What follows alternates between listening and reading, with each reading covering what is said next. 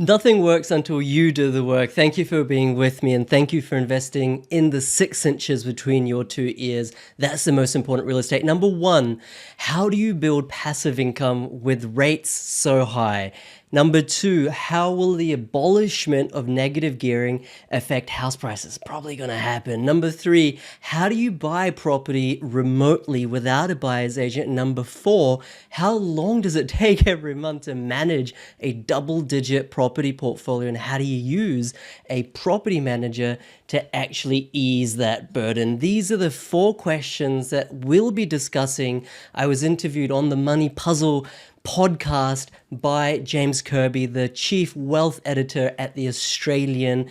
Great, intelligible discussion, I hope. You'll get a ton of value from it. Negative gearing, passive income, managing a portfolio, and buying without a buyer's agent will answer all these four questions. Let me know what you think in either the answers to each question or how you think I answered them. Thank you. Hit the subscribe button, give it a like, give it a love. Thank you again. Here we go. Hello and welcome to the Australian's Money Puzzle podcast. I'm James Kirby, the wealth editor at The Australian. Welcome aboard, everybody. So my guest today is PK Gupta, and he is a well-known person in the property market, a property expert for some years now, and also is an educator in the space and runs courses and that sort of thing. How are you, PK? Very well, thanks. James, yourself? Good, nice to have you on.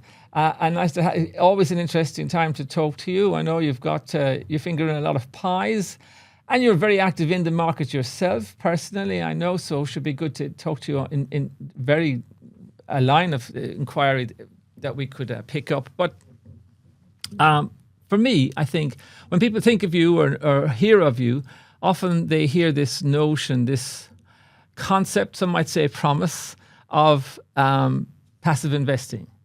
And passive investing has become better known now in recent years because of ETFs, which are so popular now. And the people realize you can just actually, there are things you can sit back and let it happen if you like, investing wise. I don't think that's ever the case in property. But tell me what you mean by passive investing. Sure. Yeah, I think, it depends really what we'd like to discuss. There's passive investing and then there's passive income investing. I think the notion, let's go with the first one, passive investing, the notion that real estate is never really a set and forget type of asset class is very much true. I don't think you can acquire a portfolio of 2, 3, 4, 5, 6, however many properties and expect one day to be sitting on the beach and never have to worry about them all, and just magically, the dividends or the rents are arriving in your bank account. I don't think it works quite like that. But I think neither is at the opposite extreme of the scale or the spectrum.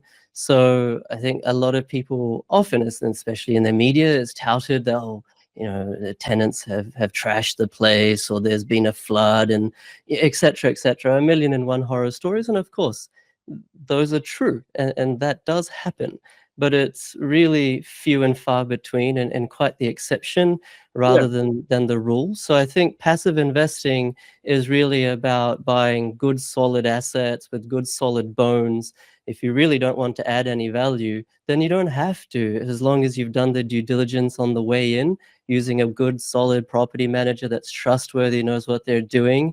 And in that way, it's a contentious topic these days, but let me say it anyway, then you can build a 5 to 10 property portfolio, and it really doesn't take more than 2 or 3 hours a month to manage. Of course, I'd be lying if I said that every 4 to 6 to 8 years there's not significant issues that may come up, like a hot water cylinder or a leaking roof that needs a tradie out, things like that. But once again, the property manager can do that work for you, gives you a few quotes, and you simply pay the bill. I'm not sure if that's what you intended by the question, but hopefully that helps. Yeah. And okay, well, I will leave that there untouched, uncriticized for the moment. And tell me what you mean by passive income then. Sure. And I think this is perhaps a more interesting topic as well, James, because perhaps a lot of your audience, even my audience, are Sydney and Melbourne based. And when you buy an investment property in Sydney or Melbourne, I don't think anyone can hand on heart and say that's going to give you a passive income, because let's be honest, the market there generally yields in both those cities 2 to 4% up and down, of course. Yeah. And so how is it that property can give passive income in this day and age? I mean, you read all those books from the 90s, 80s, etc. But I still firmly believe it works. However, it takes a little bit longer, and you need to be a little bit more, or have a bit more dexterity in your strategy. So the way that, in a nutshell, not to go on, but I don't think it's any secret. You know, you buy good cash flow properties that almost pay for themselves. Let's say 2 or 3 years ago were paying for themselves with lower rates. Right now might be costing you a bit. You know, you accumulate the number of properties in the right locations with a yield of, let's say, 5 to 6 to 7%. And we're not talking mining towns here, talking capital cities or large major regional centers. And it's just a waiting game. You know, everyone knows what happens to real estate over the long term and in Australia, but that can be, I would say, accelerated if you use the right data. Happy to go into that as well. And then over the long term, 10, 20 years from now, you know, as you've started to pay some of those properties off, or even if you've just stayed on interest only, and let's say a lot of them have doubled in value or even more or even less, then you can sell half your portfolio, let's say, and take the profits. Of course, there's tax implications, etc., and use those gains to pay off the debt of the remaining properties. So let's say you started with 6, after 10, 20 years, you sell 3, and you use the profits after CGT to pay off the debt of the remaining 3 that you hold. And those 3 assets are now unencumbered, and that's really where the passive income story kicks in. It's not really on the way so much, because we all know real estate in a moment in time in Australia is not really a fantastically yielding asset class, but it is the asset class that generally outperforms the others, especially if you include leverage from a growth perspective for the everyday person. So that's sort of my thesis on that one, James. Okay. I mean, just in terms of just zoning in on something, one thing you did say was, you know, I don't know what the yields were once upon a time, but I presume they were better than they are now. And in the big cities, they are too. Let's call it 3%, right? Is the yield, and you're borrowing at 6, and inflation is 4, and really there is no income worth talking about in the first year anyway from those properties, or perhaps later. So it means to me, to fulfill, even to try and justify the concept you've laid out, which is almost like a lifelong program, isn't it, really, being realistic? It definitely is. It definitely is not a get-rich-quick type of thing. Yeah, but even assuming you do it step by step, it means you're not buying in the middle of the big cities. To get those yields, you couldn't. Generally not buying at all in Melbourne and Sydney anymore. And just to go back a little bit, you know, yields used to be higher. I mean, not that I'm 60 years old or anything, but we can use data to see what history was. Yields used to be touching 10% in a lot of the capital cities once upon a time, but then interest rates were higher as well back in the 80s and 90s. So it all comes out in the wash. But if you're looking at capital cities, let's say Adelaide, let's say Perth, let's say Brisbane, large regional centers, Bendigo, Toowoomba, Mount Gambier, etc., then, well, 2 things I just want to say. First of all, the yields in these areas are well above 5%. So yes, granted, they're not going to be putting thousands of dollars in your pocket from day dot, but once again, it's a long-term strategy. And the second thing is these areas, perhaps somewhat surprisingly, grow just as well as Sydney or Melbourne over the long term. And just a quick example is a little old place like Launceston in Tassie. Over the last 35 years, it's grown just as well as Sydney. So you're not sacrificing growth just to chase yield. I didn't know that. That's very interesting. Okay, so let's say I go with you, and let's say I expect, again, that being realistic, you've got to be, I don't know, you want a 20, 25-year time horizon here, I would think. So you can't be hitting into this at 60. I don't think so.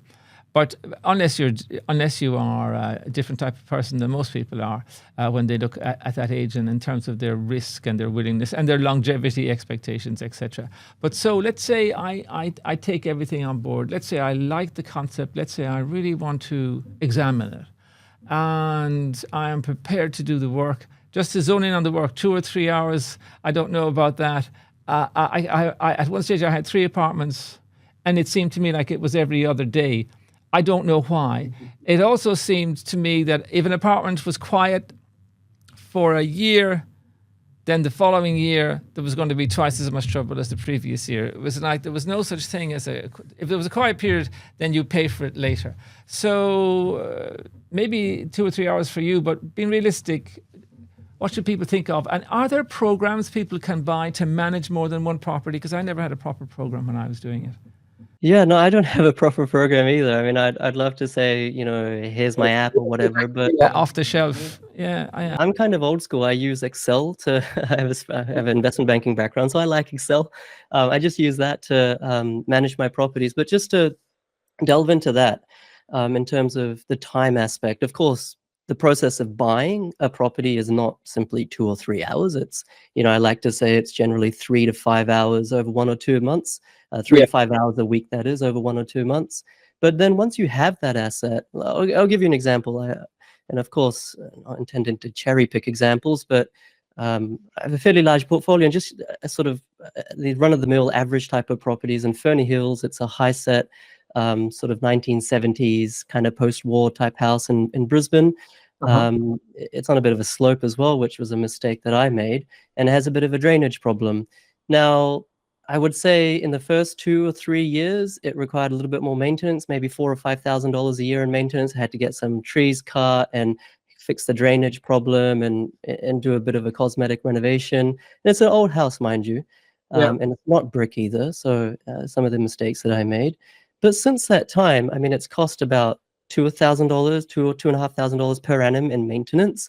And the property manager, bless her, she's done all that work for me. Of course, it's never nice to get that email from the property manager saying, oh, there's leaves stuck in the gutter, tenant is complaining. It's never nice to receive that. But when I receive something like that once every 3 months, and yes, it costs money, but I don't need to put any time into it. The manager takes care of it for me. And in the meantime, that property is more than doubled and giving me a good income now. So I sort of think it's quite worthwhile. How do you choose the property managers? Again, at one stage, I remember I had 3 different property managers, and a lot hinged on the nature of that property manager. Some of them were so good, and some of them were really silly and time wasters for me, and almost irritating in that you were being contacted about very little. And I had always thought a property manager managed it, that I had to manage the property manager. It's kind of the nightmare scenario, isn't it? So how do you choose them? And do you have is it the one group that you use across the country, or do you have different people? No, I mean, it's a local property manager for every property in different cities and different states that we have. And I think, like, I can empathize with that because I've been through that as well, James. When you land a not so great property manager, it sort of puts you off investing because everything rides on them. I mean, they're like your CEO for that property, and you're the founder or the shareholder or whatever the case may be, so to speak. And I found that, I mean, I don't want to cast any stereotypes here, but the best property managers are those who are investors themselves. They've been in the game for 10, 20 years. They're not just, fresh out of TAFE or fresh out of uni in their early 20s, making 60 grand, not really caring. And the most annoying thing is a nonchalant property manager who sort of says, oh yeah, the tenant hasn't been paying for 2 months. Sorry, I forgot to tell you. Like that's not what you want, right? No, I never had that. Like anything, how do you find an accountant? How do you find a good broker? They exist. You just have to know how to find them. And one way is just to check if they've done it themselves, if they're investors themselves. Okay, right. And okay, good tip. Actually, talking about tips and lessons, one of the things I saw you talk about at one stage was about buyers advocates who have become quite baked into the system now, especially if you're an investor.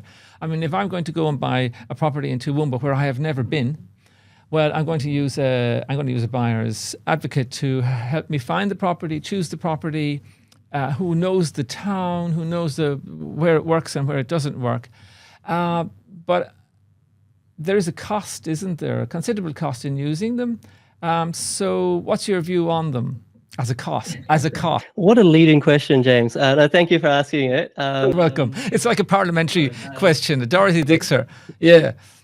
No, it's obviously I'm very outspoken on this, but I genuinely believe in this. Look, I mean, I can just share my example, right? When I first started investing in real estate, I was living in Sydney at the time. I was a fresh graduate, working in the city in financial services, and I only had a little bit of deposit. And so I was looking around, where can I buy it? And I found this place using sort of my data techniques back in 2011 of East Gosford.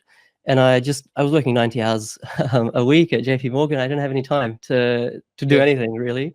And buyer's advocates or agents weren't really like a big thing back then. So I was like, how am I going to like just get enough time to go and drive up to the Central Coast and inspect properties and things like that? I was working weekends. And so one day I found a local property manager up there just on the internet, and I called them and I was like, look, I don't even know if I'm allowed to ask you this, but could you please inspect this property that I'm about to make an offer on? I've done all my due diligence, like flood mapping and main road not, there's 30 factors. I did all that online, but I don't want to buy something sight unseen. And the lady, she was like, oh, I've never been asked that before, but yeah, I don't see why not. And I was like, oh, well, that worked. And she was lovely. And she inspected a number of properties for me. And she was on the ground. She was a local. She had been managing properties in that sort of Central Coast area for more than a decade. And it was a terrific transaction, and it's worked out really well for me. And then I just repeated that till now, across 12 properties. And then around 2014, 15, the buyer's advocate world, the buyer's agent world really started to explode. They went from, I don't know, I'm just making numbers up, from maybe 100 buyer's advocates nationally to now like 4,000. And their whole sales pitch, and I love all the buyer advocates listening to this, so please don't take offense, but the sales pitch was, we'll do the inspections for you because you're interstate or you're remote, you can't do them, and we'll find the best location for you. And I just thought back to my own experience. I found the location using data. Data speaks volumes, and the on-the-ground, boots-on-the-ground due diligence was done by my property managers, the housing commission nearby, et cetera, vacancy, tenant appeal. And so I thought, like, these guys, I mean, there's definitely a market for them. And for someone who has no interest in learning and not even 3 to 5 hours a week over 1 or 2 months to learn and implement, then I think buyer advocates are useful. But I think if the spiel is, we do a better job at finding locations, or we do a better job at due diligence on the ground, then just from my own experience, I can't speak for others, but from my experience, I don't buy that. Do you buy at auction? I've never bought at auction, and that's probably that's a good thing you raised. That's probably one exception to the rule. There's definitely a sense of experience and what weight that holds. But when you're investing in real estate, especially the thesis that I and my community have, we're not buying in auction predominated cities or states where it's super hot and you're bidding against emotional owner occupiers and things like that. Okay, you keep well away from that. Okay, and obviously rationally, I could see how it makes sense. All right, before we go to the break, I want to ask you about one other thing. It would always be an issue that the notion of building a portfolio of properties, an investment portfolio of properties with a lifelong or a decade, 2-decade long plan, hinged on a number of things happening. And in our market, it has to be to some extent underpinned by the tax structures around that. And you mentioned them yourself, capital gains, and we assume there's a capital gains discount of 50% after a year. We assume there's negative gearing. I presume that's baked into all your assumptions. Isn't that something is that a risk you just carry because it's always under threat, and politically it's under threat again? Negative gearing would seem to be under threat. Nobody can believe what they say anymore. They say it's not under threat, but we can't believe them now, right? Because they said they wouldn't change the tax system, and they did. So we can't believe them. We can't believe them. I think, I didn't make up this quote. I don't want to take credit for it, but the future tax policy, economic strength of the country globally, it's like predicting the weather. I don't think anyone can really do that accurately, but It doesn't mean you don't go to work. You just take an umbrella. You still invest, but you do it prudently. Look, I think negative gearing, something, my humble opinion, is something needs to happen, something must happen, something has to happen. And you won't often get people who are property, quote unquote, professionals say that, but that's my genuine thought, because there's been study after study after study that's been done, including by the RBA, Grattan Institute, etc., that have said that home ownership levels will rise by 5 percentage points to up to about 72.5%. If negative gearing is abolished and things like that. So who as a common and decent citizen can say that that's not a good thing? Obviously higher home ownership is always a good thing. So my thesis is I'm actually a big favor of change in negative gearing, and I talk about this on my YouTube channel a lot. The Grattan Institute also found that the top 10% of income earners got about 50% of the benefits of negative gearing. And so if you're struggling to land your first home, statistics like that really make your blood boil. But on the flip side of that as well, the majority of people who do negatively gear, the majority of them earn less than 80K. So it's not just that property investing and negative gearing is benefiting the oligarchs and moguls and all the rich people in Australia. So I think there needs to be a nuanced approach to this. Okay, but you see it as inevitable by the sounds of it. Yeah. Yeah. All right. Okay. Yeah. Very interesting. So one more thing, if you don't mind, James, I also should say as well that real estate health in Australia isn't presupposed or predisposed on this tax policy of CGT discounts or negative gearing, and there's various ways to prove that as well. Especially, they've repealed it once before, and it's not like house prices went back 10, 15, 20%. They didn't. So I don't think house prices all of a sudden going to become affordable. RBA did a research report that said that they would fall between 1% and 2%. So that's not exactly, huge from an investment thesis perspective. And my firm opinion, maybe unpopular, is that tax policy alone doesn't create a inflating asset class. Otherwise, the ASX, you can also negatively gear in that, write off your losses, and that would be overinflated versus global indices. Very true. The one that everyone forgets, as everyone thinks negative gearing is a property thing, it's actually an investment thing, and you can negatively gear shares. But very few people are willing to do so, even though you can come up with some pretty compelling numbers on dividend yields, etc., folks.